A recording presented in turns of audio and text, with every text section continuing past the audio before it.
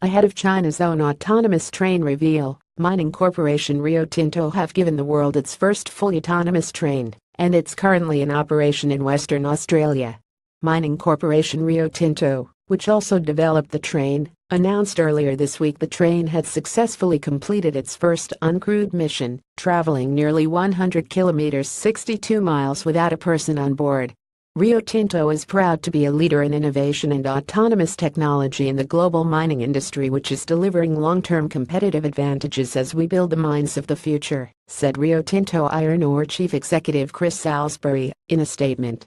New roles are being created to manage our future operations, and we are preparing our current workforce for new ways of working to ensure they remain part of our industry.